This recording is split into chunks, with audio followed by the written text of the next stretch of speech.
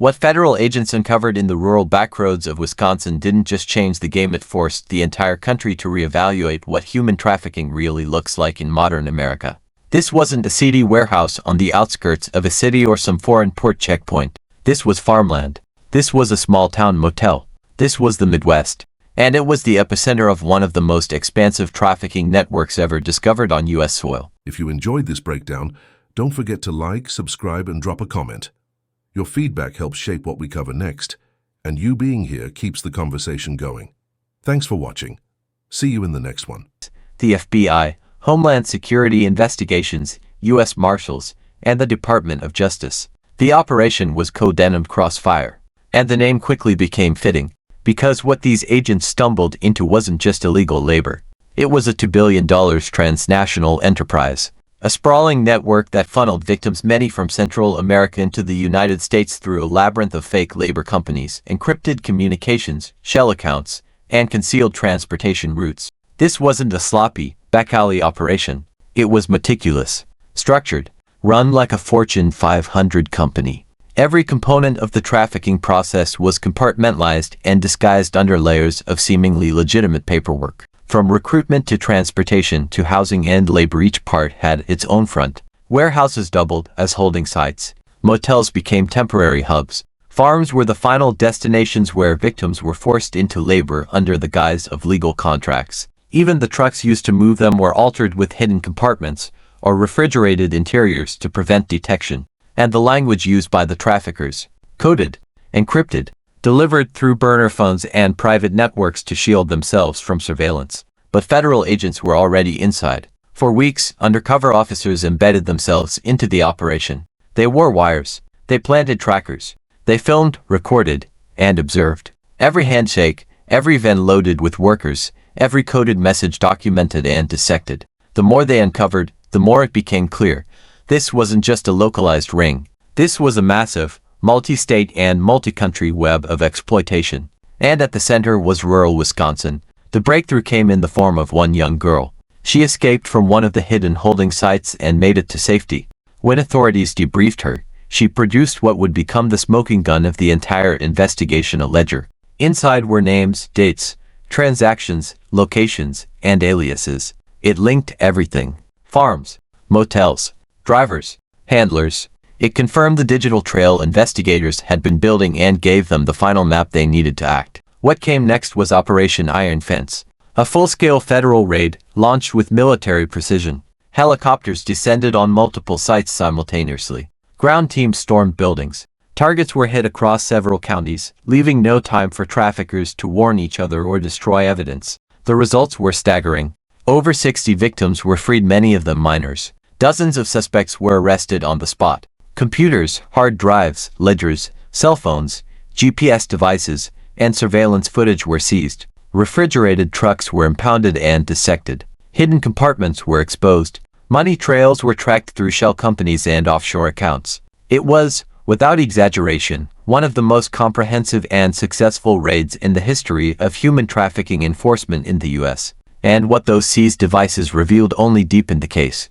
Investigators uncovered financial ledgers showing how money flowed through shell companies across borders, broken down into smaller transactions to avoid banking red flags. Some accounts were traced to known cartel affiliates. Others pointed to organized crime networks operating in Central America.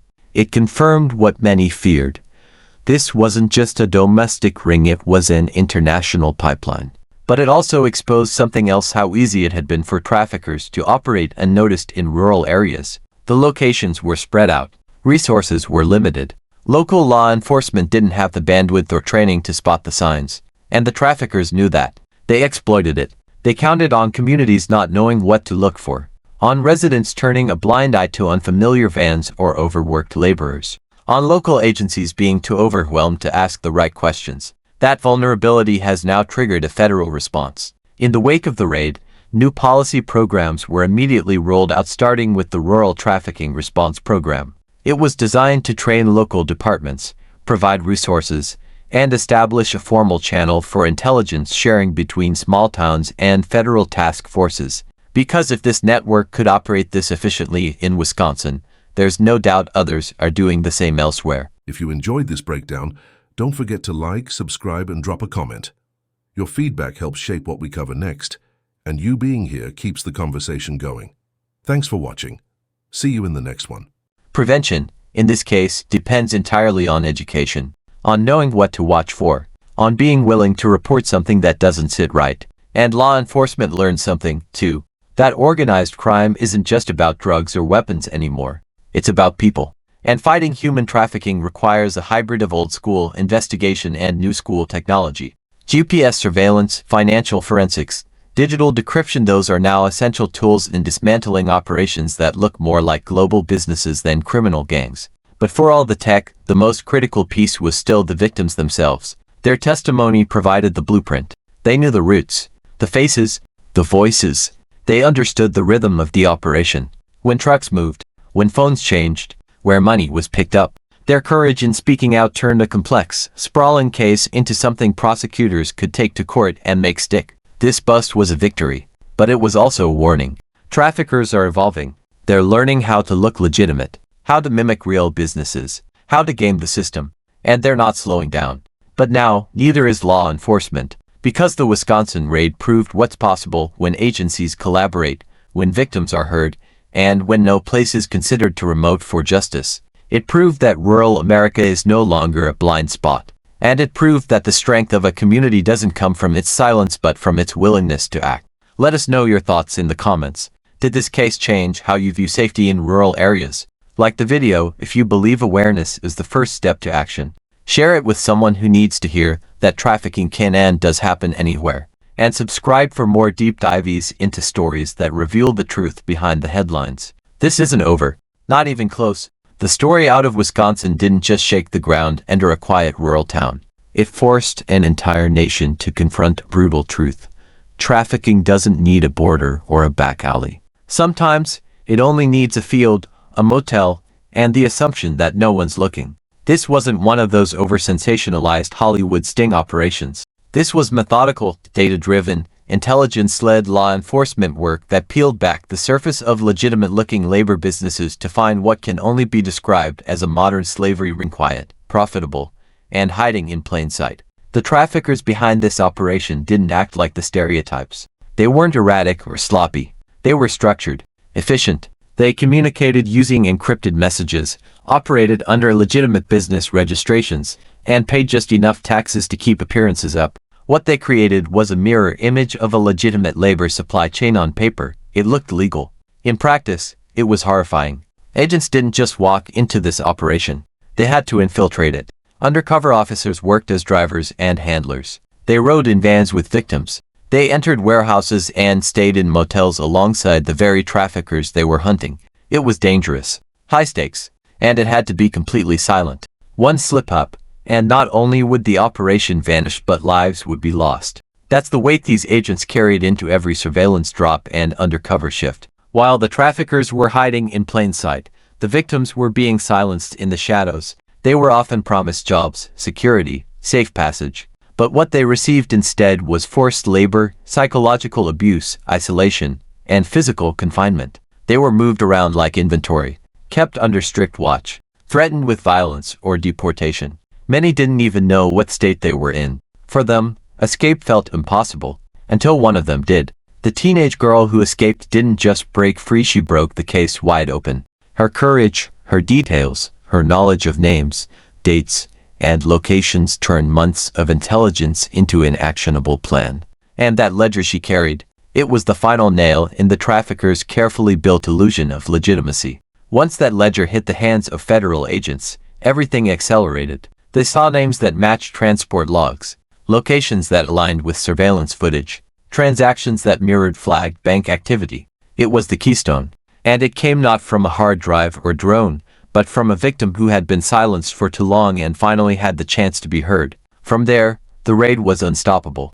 Operation Iron Fence was launched like a military maneuver because that's what it took. Multiple helicopters, dozens of ground units, tactical teams coordinated across counties, all moving at once. Targets weren't just buildings, they were people, trucks, bank accounts, devices. This wasn't about disrupting the flow.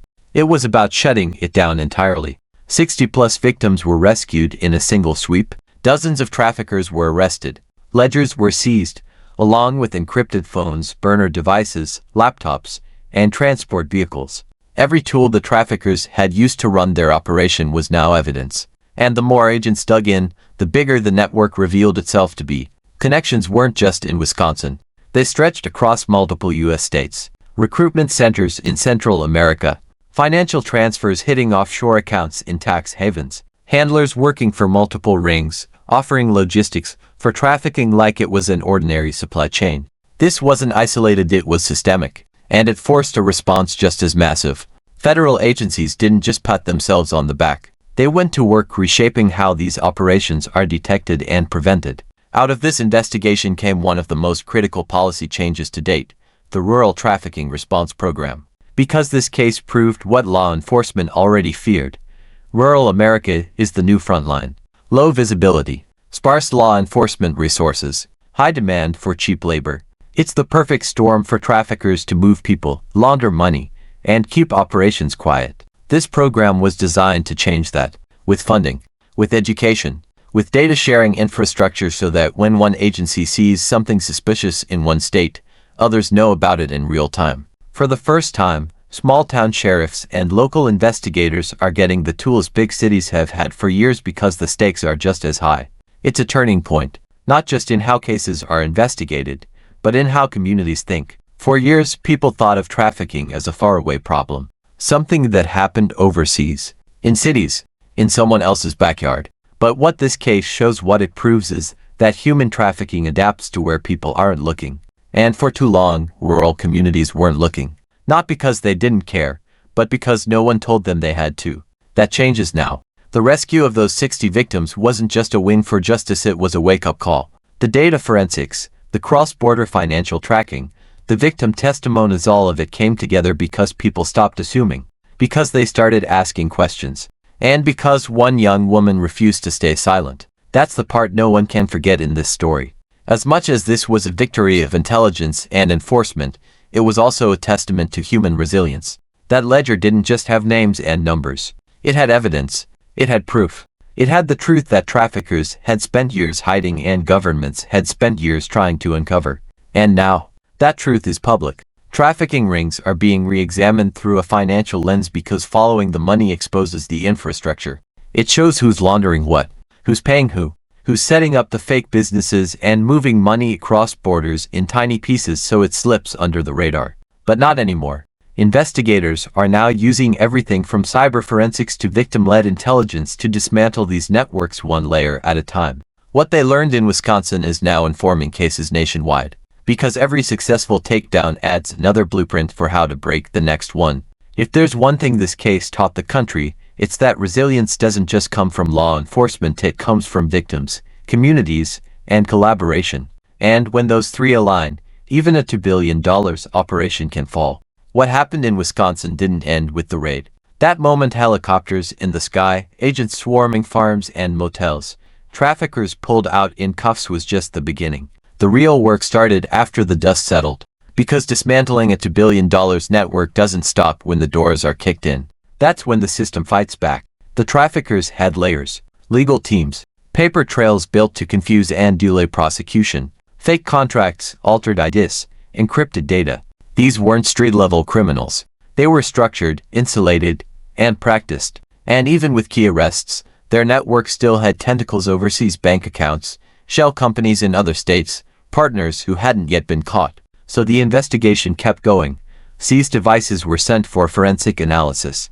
Ledgers were cross-referenced with federal labor records. Offshore transfers were flagged and frozen. And slowly, methodically, investigators began peeling back the rest of the operation. Every page of every notebook, every text recovered from a wiped phone, every USB hidden in the wall of a motel room, it was all examined. That's how they found the broader web, how they connected this single case in rural Wisconsin to trafficking hubs across the U.S. and Central America. The routes were mapped, the aliases were matched, and the flow of money. It told the entire story. You had recruiters in Guatemala, middlemen in Texas, drivers picking up laborers in remote parts of the Midwest, then handlers who moved people between work sites, never staying long enough to raise suspicion. And at every stop, someone was making a profit. The victims weren't just being used, they were being sold. Over and over. That's why the numbers reached billions. This wasn't a story about one farm or one motel. It was an industrial-scale enterprise, camouflaged in rural silence. And it was that silence that gave the traffickers room to grow. Because in places like these, people don't ask questions. A new truck in a driveway. A different group of workers every few weeks. A property that always seems occupied but no one knows by who. It's easy to overlook when life moves slow and everyone minds their own business. But this case showed exactly why that has to change. Because the people being trafficked weren't strangers from another world. They were teenagers, single mothers, boys barely old enough to work, lured by lies, trapped by fear, hidden behind the veneer of legitimate employment. And too often, they were just close enough to help but no one knew what they were looking at. That's the reality law enforcement is now trying to change with the Rural Trafficking Response Program. It's not just about more raids. It's about more awareness. Teaching hotel staff what signs to spot. Training farmers on how to verify labor contracts. Giving local officers the tools to investigate shell companies without waiting for federal assistance. Because if this kind of operation could run for years in Wisconsin, it could be happening anywhere. And it is. Since the bust, several states have launched their own investigations based on similar patterns. Same shell companies. Same transport vehicles. Same fake documentation. The blueprint was copied and pasted across the country. The only difference, Wisconsin was where it got caught. But now, with that playbook exposed, federal agencies are moving fast. Victim testimonies are being used to trace connections. Financial records are being shared across jurisdictions. And prosecutors are now armed with actual case precedent, a fully dismantled network with clear evidence, strong convictions, and survivor voices that broke through the noise. That part can't be overstated. For all the surveillance, the wiretaps, the data, the single most important factor in this case was survivor cooperation. The victims didn't just confirm what investigators suspected. They proved it. They gave names, descriptions, schedules, payment details. They told agents where to look, when to move, who was bluffing and who was dangerous. Thanks so much for watching. If you made it all the way to the end, you're officially part of the small percentage of people who don't just click away, and that means a lot. Before you go, I'd love to hear from you. Drop a comment below and tell me your thoughts, your ideas, or even what you'd like to see next. I read every single one of them, and your feedback genuinely shapes the direction of this channel. If you enjoyed the video, tap that like button. It tells YouTube this content is worth sharing. And if you haven't already, hit subscribe and turn on notifications so you don't miss the next upload. We've got more exciting videos coming, and trust me, you'll want to be here for them. This channel is just getting started, and your support helps it grow faster than you realize. Thank you again for spending a part of your day here with me. Stay curious, stay motivated, and as always, take care of yourself. Until next time, I'll see you in the next video.